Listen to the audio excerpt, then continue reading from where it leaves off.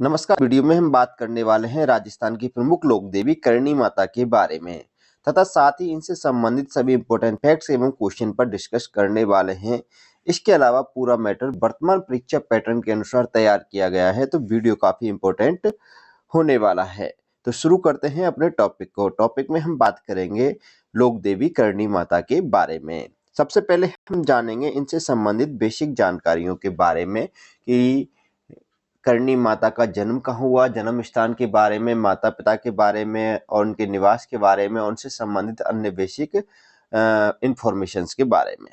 देखिए, सबसे पहले हम देखते हैं कि लोक देवी करणी माता का जन्म कब हुआ था। तो याद रखना है आपको कि करणी माता का जन्म 20 सितंबर 1387 ईस्वी को अश्विन शुक्ल सप्तमी को हुआ था। ठीक है, इनकी तारीख याद रखनी है जन्म की आपको कि 1387 ईस्वी में करणी माता का जन्म हुआ था।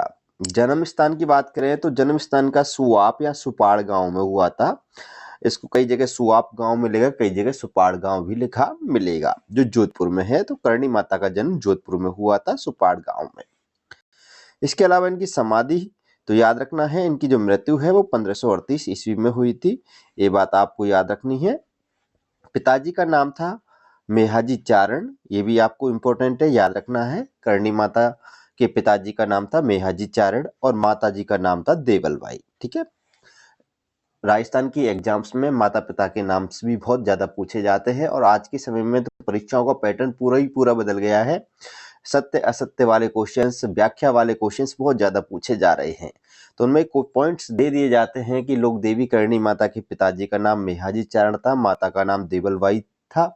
तो सत्य असत्य वाले में ये एक साथ में ही आपको एक पॉइंट में दोनों पॉइंट दे देंगे माता पिता के। अगर आपको पता होगा सही से आप कर दोगे।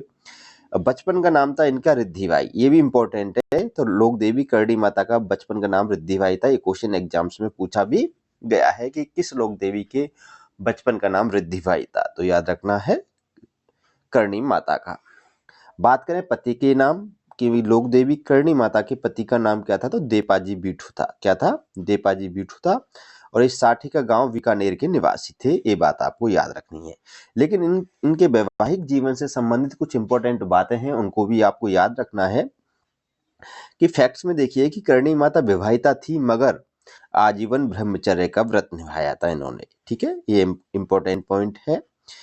इसके बाद में जो देपाजी बीठू थे, उनका दूसरा विवाह गुलाब कंवर जो करणी माता की बहन थी उन्हीं के साथ हुआ था, जिनसे इन्हें लाखन नामक पुत्र प्राप्त हुआ था। ठीक है, जो बीकानेर की कोलायत झील में गिरकर यानी डूबकर मर गया था, ये बात याद रखनी है।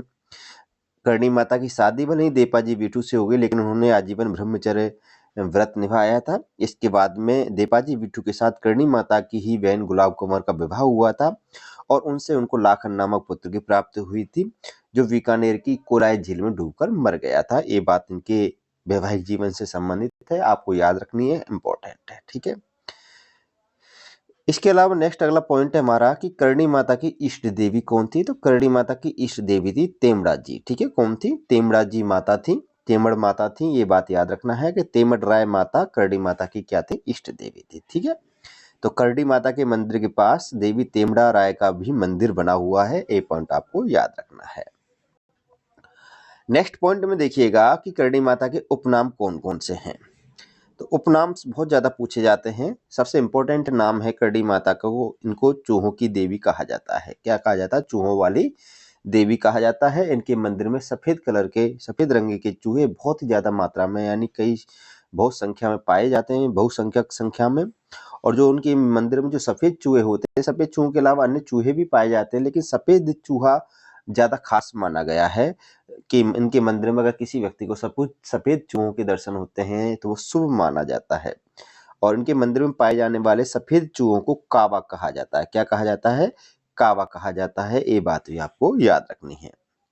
इसके अलावा लोक देवी करणी माता को कावा वाली कर्नला या कर्नल की नियाणी कहा जाता है। इसके अलावा इनको आवड़ माता का अवतार भी कहा जाता है, दाढ़ी वाली डोकरी भी कहा जाता है। ये इनके क्या है? उपनाम है। अब बात करते हैं करणी माता के स्वरूप की। तो देखिए, करणी माता का स्वरूप सफेद चील यानी समली को माना गया है। ठीक है, ये बात आपको याद रखनी है। तो करणी माता का स्वरूप हो गया सफेद चील, जिसको सेमली या समली कहा जाता है।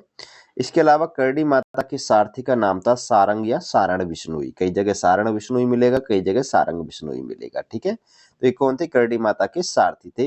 ये क्वेश्चन इंपॉर्टेंट है, पूछा जा सकता है कि करणी माता के सारथी कौन थे। बहुत ही अच्छा क्वेश्चन है, याद रखना है। अब बात करते हैं नेक्स्ट अगले पॉइंट की कि नेहड़ी, कि नेहड़ी नामक स्थान से करणी माता का क्या संबंध है। देखिए, करणी माता का जो संबंध है नेहड़ी से वो ये था कि नेहड़ी करणी माता का क्या था? प्रारंभिक निवास था। यहाँ स्थित समी या खेजड़ी के एक वृक्ष पर माता डोरी बांधकर दही क्या करती थी? बिलोया करती थी। ये पॉइंट आपको याद रखनी है। पॉइंट क्लियर हो गए यहाँ पर कि नेहड़ी क्या था? करणी माता का सबसे प्रारंभिक निवास था। यहाँ पर करणी माता रहती थी और यहाँ पे एक खेजड़ी का वृक्ष भी है इस नेहड़ी नामक इनके निवास स्थान पर। ऐसा मान्यता है कि इस वृक्ष पर माता डोरी यानी रस्सी बांधकर दही बिलोया करती थी। ठीक है, इसके बाद में 1419 में इनसे संबंधित महत्वपूर्ण क्या है वो भी याद रखिए कि करणी माता ने देशनोक कस्बा बसाया था 1419 ईस्वी में। ये सन याद रखिएगा, पूछा जाता है कि करणी माता ने देशनोक कस्बा कब बसाया था? तो 1419 ईस्वी में बसाया था। इसके अलावा मारवाड़ शासक राव जोधा की धर्म बहन थी करणी माता। ठीक है, ये बात भी याद रखनी है। किस मारवाड़ शासक की धर्म बहन थी? तो राव जोधा की धर्म बहन थी। इसके अलावा इंपॉर्टेंट पॉइंट, मेहरानगढ़ दुर्ग में इनका क्या रोल था वो भी याद रखिएगा कि 1459 ईस्वी में इसकी नींव करणी माता के हाथों रखवाई गई थी मेहरानगढ़ की। और ये चिड़ियानाथ योगी की सांप को हटाने के लिए, और ये जो नींव है करणी माता के हाथों से रखवाई गई थी। ये बात आपको याद रखनी है।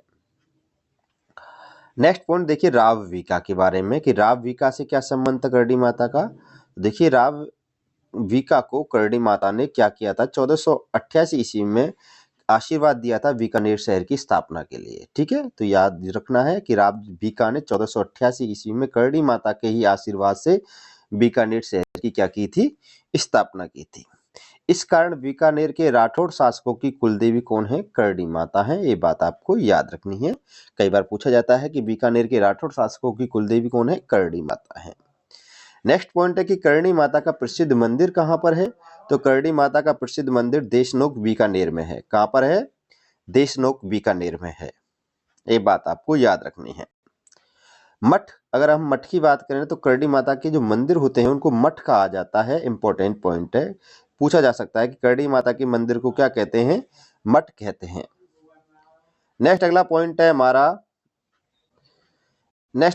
हमारा कि करणी माता के मठ यानी मंदिर के पुजारी कौन होते हैं? ये पॉइंट आपको याद रखना है। आपको नेक्स्ट पॉइंट कि देखिए, करणी माता के मठ या मंदिर के पुजारी होते हैं बिठू, यानी ये बिठू देवावत चारणों के वंशज होते हैं। करणी माता के जो मठ के मंदिर होते हैं, पुजारी होते हैं, उनको बिठू कहा जाता है। क्या कहा जाता है? बिठू कहा जाता है। और जो विठू होते हैं ये कौन होते हैं? देवापत चारणों के वंशज होते हैं। ये बात याद रखनी है। और ये करणी माता के मंदिर यानी मठों के क्या होते हैं? पुजारी होते हैं। कई बार पूछा गया है करणी माता के मंदिर के पुजारियों को क्या कहते हैं? बिठू कहा जाता है। इसके अलावा कावा, देखिए कावा क्या है कि मैंने अभी बताया कि मंदिर में पाए जाने वाले सफेद चूहों को कावा कहा जाता है। चारण लोग इन चूहों को अपना पूर्वज मानते हैं। यहाँ सफेद चूहे के दर्शन करणी माता के दर्शन माने जाते हैं। नेक्स्ट पॉइंट देखिए कि चारण चर्चाएं क्या हैं। बहुत इंपॉर्टेंट है, मोस्ट इंपॉर्टेंट है, इस पर स्टार लगा लीजिए। बहुत ज्यादा एग्जाम में पूछा जाता है। मोस्ट इंपॉर्टेंट क्वेश्चन है कि चारण चर्चाएं। तो याद रखना, करणी माता की जो स्तुतियां होती हैं उन स्तुतियों को क्या कहा जाता है? चारण चर्चाएं कहा जाता है। इसके अलावा करणी माता को जो भोग लगाया जाता है वो भोग लगाया जाता है लापसी का। किसका भोग लगाया जाता है? लापसी का भोग लगाया जाता है। नेक्स्ट पॉइंट में देखिए कि करणी माता का मेला कहाँ बढ़ता है। तो याद रखना है, करणी माता का मेला भारत में ही नहीं अपितु विश्व में अकेले इस चूहों के मंदिर में चैत्र माह की नवरात्रि एवं अश्विन माह की नवरात्रि में 2 बार मेला लगता है। कितनी बार मेला लगता है? 2 बार मेला लगता है, याद रखना है। करणी माता के मंदिर में चैत्र माह की नवरात्रि में भी लगता है और अश्विन माह की नवरात्रि में भी यहाँ मेला लगता है। नेक्स्ट पॉइंट देखिएगा,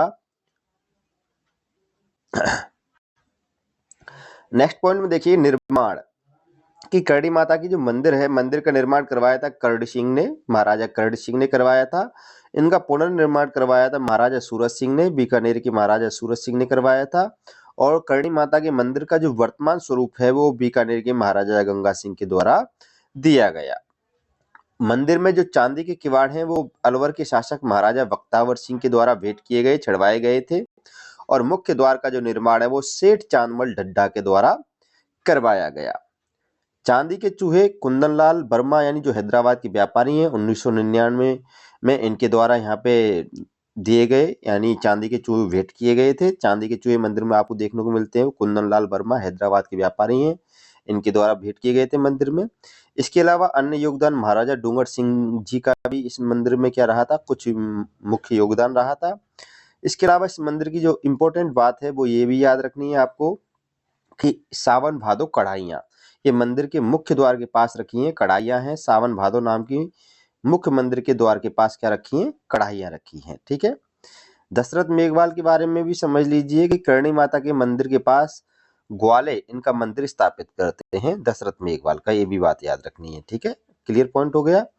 कई बार पूछा जाता है कि करणी माता के मंदिर के पास जो ग्वाले होते हैं वो किसका मंदिर स्थापित करते हैं, तो आपको मैं बता दूं वो करते हैं दशरथ मेघवाल का। क्लियर हो गया।